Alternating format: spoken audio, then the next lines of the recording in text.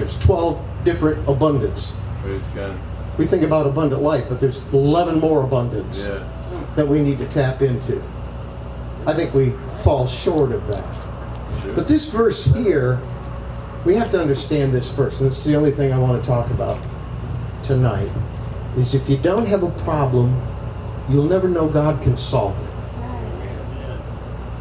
If you're never sick, you don't really understand healing. Yes, that's true. If you haven't lost something, you don't understand the joy of finding it. Yes. Am I making sense to you? Yes, amen. He stole my house, but I have been to 40 countries, and people have given me their house to stay in wherever I go. Understand. I have way more than 100-fold return on that. I was preaching in, well, I think it was Florida. As a matter of fact, it was Florida. Probably right around the president's place. Maybe it was his church. I don't remember. But anyway, I was preaching my way down, heading to Argentina. I was going to be in Argentina, I think, for 2 months in Argentina. And I was preaching my way down, getting the money to stay there. And the very last meeting I had, I took my family down to the swimming pool. My kids, my son would carry the briefcase, you know, and he'd be the little ministry of helps. He's pastor in my church now. But, you know, he was my little ministry of help. So he'd always help me set up sound and do different things. And so I took him down to the pool. And when we left the room, I met the maid. And the Holy Ghost told me, don't trust her. But it was like I wanted to bless my kids. I wanted to go down there, so we went down to the pool.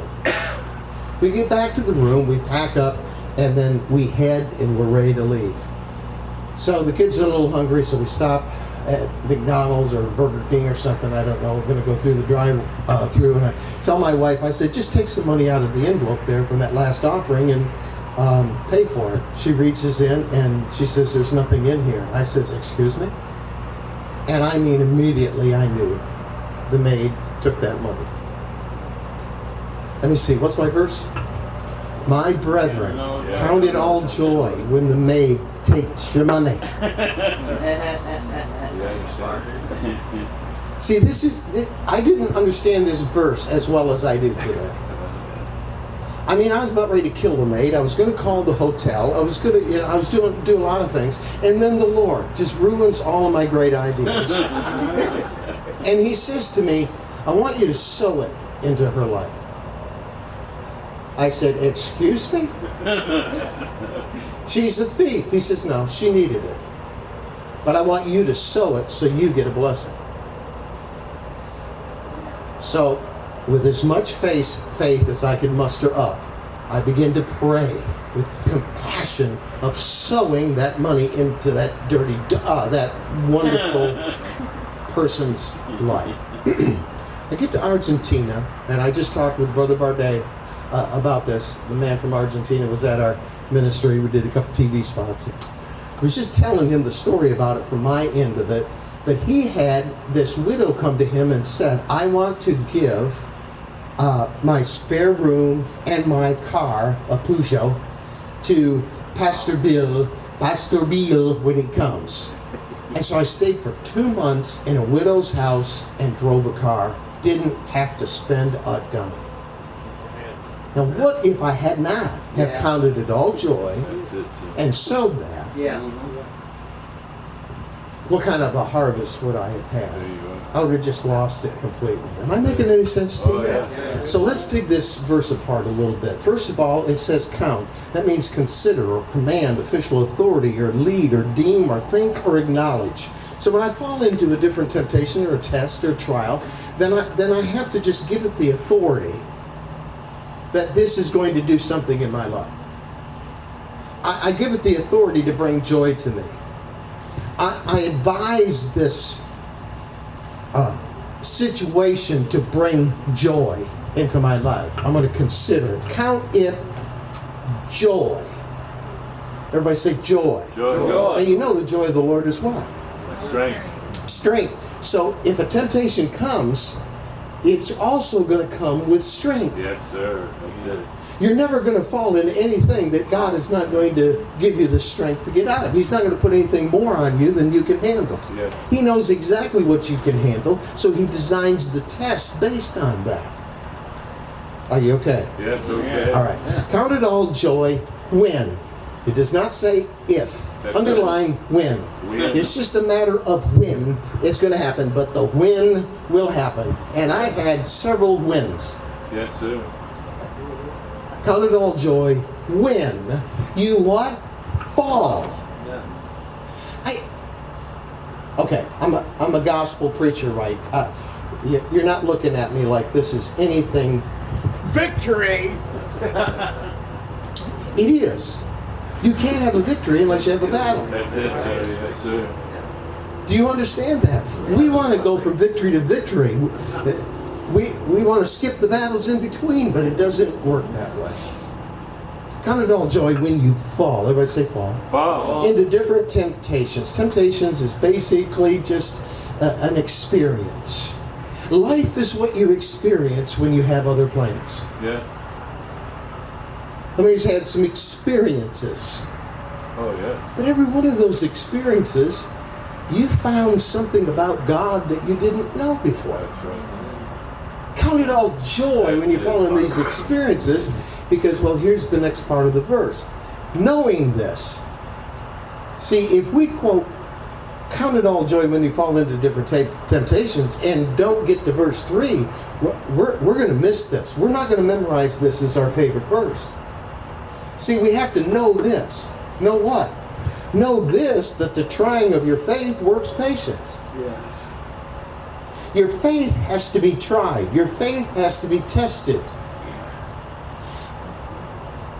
Faith doesn't work until you have a problem. Yes, sir. Faith is activated by a problem. Yes, sir. When everything is going good, don't tell me you're using your faith. You probably don't even pray. My, hear that. It's when you fall into a situation, an experience, slightly less than what you think God's blessing on your life should produce. This is the perfect experience and opportunity to try your faith, to test your faith. Remember this morning I asked, how many has peace that passes all understanding? Yep. Okay, I didn't ask you if you know the verse. I'm asking if you actually have peace that passes all understanding. Well, you have to have a situation that would try the situation in your life. Yes. Do I have peace or not? Correct. Because if everything's going good, I have the peace of understanding. It passes all understanding in my life. Well, have a problem. We'll see how much peace you have. Yes, sir. And how many pieces did you lose out of that piece? You know? The trying of your faith is just going to show you what you know. A test. The teacher does not care what you get on the test. The test is so you know what you know.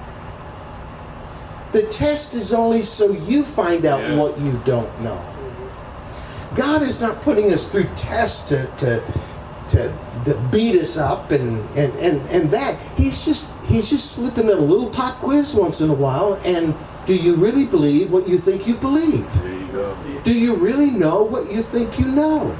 It's just a little pop quiz. Because if you know this, the trying of your faith will do what? It'll work patience. Now, patience is not put up with something. Patience is constancy. It means a consistent walk. Most Christians are up and down. When things are going good, they're praising the Lord. When things are going bad, they leave the church.